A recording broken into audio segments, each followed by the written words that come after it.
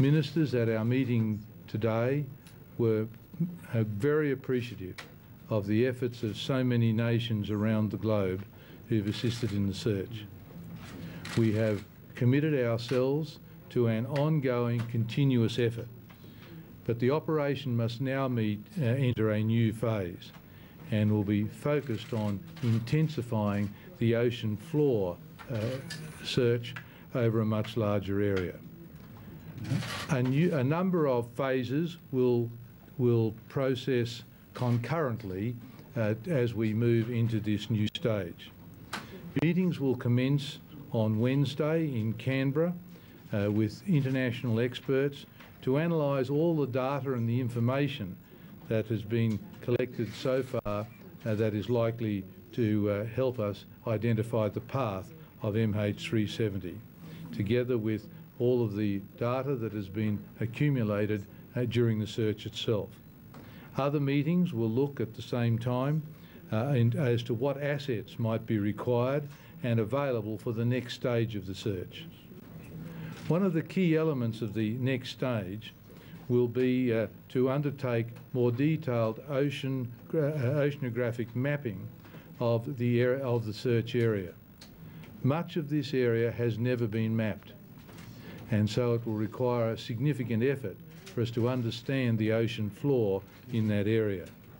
It's expected that bathymetric capability will be obtained to start surveying this prospective search area over the next 4 to 6 weeks.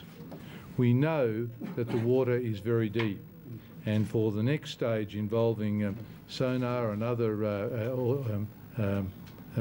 autonomous vehicles, potentially at very great depths, we need to have an understanding of the ocean floor to be able to undertake that kind of search effectively and safely. Now, the key capabilities that are going to be needed for the next stage of the search of the seafloor, or for a debris field associated with the wreckage of MH370, is a mix of towed side scan or synthetic aperture sonar, and of course capable autonomous underwater vehicles. Work is underway to tender for this equipment, and the aim is to have the assets in the water in the agreed search area as soon as possible. Now, when we're preparing for the new phase, a dedicated team of vessels from Australia, Malaysia and China will continue maritime operations to maintain continuity and momentum. An Australian Air Force AP3 Orion will also be available to follow up any leads. The Ocean Shield has come to port for reprovisioning and for servicing and software upgrades for the Bluefin 21 autonomous vehicle.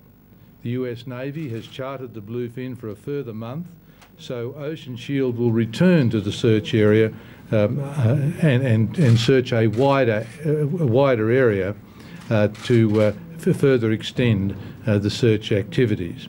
The Bluefin 21 has already covered 400 square kilometres, and this new phase of the search will take it out a little wider.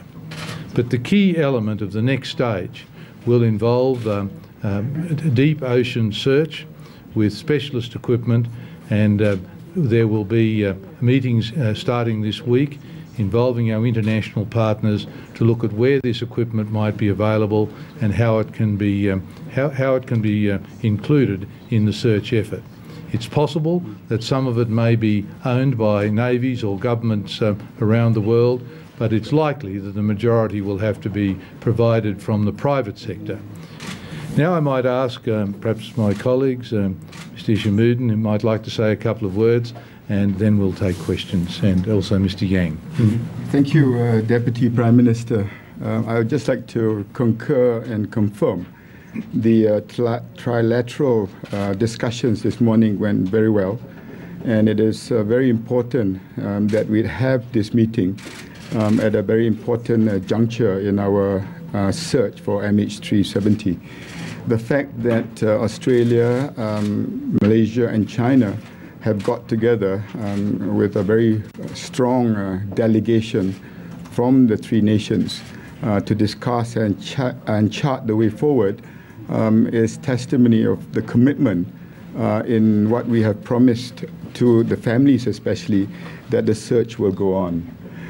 I take this opportunity to thank, on behalf of the Malaysian government and the Malaysian people and the passengers of MH370, the Australian authorities, especially Angus Houston specifically, in all the efforts that Australia have shown in conducting the search.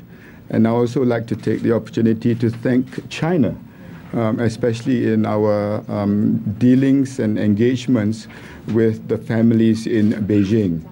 As we move on to the new phase, what was discussed this morning is very structured, it is very focused, and I believe that we are on the right track.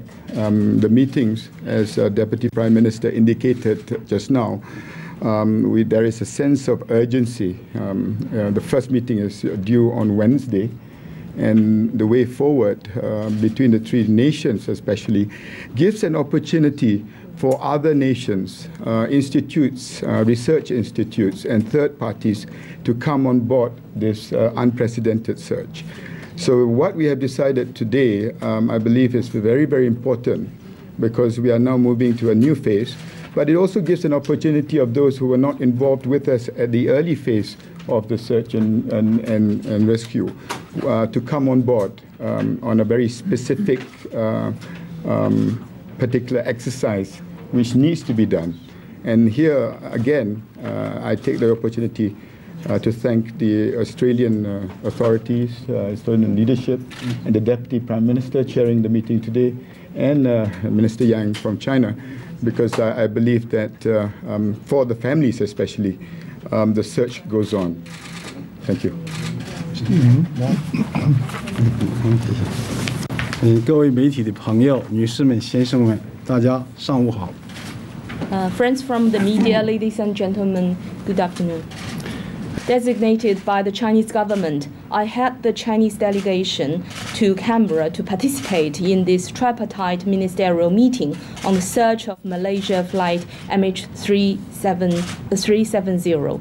China highly appreciates that the Australian government hosted this meeting and that the Malaysia government has made great efforts to promote the convening of this meeting.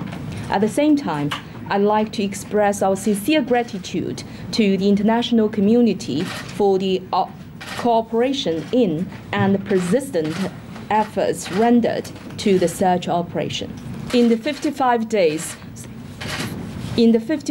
search from 8th March to 30th April, Chinese government has deployed 18 vessels, 8 shipborne helicopters, 5 fixed wings, mobilized 68 passing by Chinese-flagged merchant vessels, 20 fishing boats, and used 21 satellites to search a total water area of 1.4 million square meters. During the whole course of the search, the Chinese government has been sticking to the principles of people orientation, positive participation, and proactive contribution, and maintaining very good collaboration and cooperation with all parties involved, which laid down a solid foundation for continuing the follow-up search activities. 关于新阶段的水下搜寻工作，我们将按照此次会议达成的共识，继续坚持搜寻工作不停滞、不间断、不放弃、不松懈的原则，积极地与澳、马双方加强合作，全力参与常态化的搜寻。 For the subsurface search in the new phase, we will continue to search in accordance with the consensus reached at this meeting and assure that the search will not be interrupted, not be suspended, not be given up, and not be slacked. And with all these principles, China will further the proactive cooperation and participate in the search in the new phase. 我们也深知，后续的打捞、打下的搜求范围更广，难度更广，任务更艰巨，工作政府将一如既往坚持不懈，尽一切可能和努力参与好搜寻工作。We know very clearly the area of the follow-up search will be even broader with more difficulties and tougher tasks. The Chinese government will, as we always did, try its utmost and make every possible effort to participate in the search. 我相信，只要我们三方密切配合，认真落实好共同的声明，我们就能够以实际行动来回应国际社会对我们的期盼，对机上人员家属做出一个交代，尽到我们的义务和责任。It is my firm belief that so long as we three countries closely collaborate with each other, materialize the joint communique seriously, could we, with our pragmatic work, respond to the great expectations of the international community, provide closure to the families of the people on board, and discharge our duties and responsibilities. 谢谢。 Thank you. Now, are there any questions? Could I ask a question, Mr. Hishammuddin? The early days of the search were somewhat chaotic. We had there were reports that the plane had gone north and then it went south, and it looked like there wasn't a proper sharing of information. Are you confident that Malaysia is receiving proper intelligence help from countries including China, United States, Australia, and Britain? And secondly, do you think that the long-lasting legacy of this plane will be that there will be communications devices that cannot be turned off under any circumstances? I'll answer the second question first, and that's for the aviation industry to answer. And basically in Kuala Lumpur right now, we've got the experts, not only on the defense, but on the civil aviation. You've got NTSB, you've got the British experts, even the Chinese experts, CAAC, Boeing, you've got Rolls-Royce. And the fact that these have all been put into a panel of experts to look and investigate on what's happened from the first day, I think this is something that the whole world would want to know, especially those involved in the industry. Whether you're talking about the transponder being able to be disabled or not, or whether we're talking about tracking devices, I think not only airlines but also aeroplane manufacturers will be most interested. This is an unprecedented case. And the fact that we've got all these experts together underscores the point that this may well change the landscape and how things are going to be done in the future. So basically the fact that all the experts are in town in Kuala Lumpur, there have been structures set up, and today again you see a trilateral agreement between three countries as we move on to the next phase, which becomes even more complex, is how we have proceeded from the beginning. And as my Prime Minister said, Datuk Seri Najib said earlier, there are things that Malaysia did well and there are things that we can do better. And like I said, rather than debating it in the media, all the documents and all the reports that have been filed earlier have been released. And the panel of inquiry will go through this. And then we will decide whether there is 4-hour delay, whether that 4 hours is reasonable, if you are alluding to that, sir. So basically, I think what is more important for us right now is that we have been very consistent in our approach. Any leads that there exist might have to be corroborated, they have to be verified. Any decisions that are made, it is done with advice from the experts. And I believe that when the inquiry and the panels of experts, they are international experts, sit down and look at how we have done this search from the beginning. And as we go on to the new phase, we will maintain that and learn from what we have gone through in the past. I believe that it's not an easy thing to actually benchmark and find out whether we've done it right or wrong, but let the experts decide whether we have or not.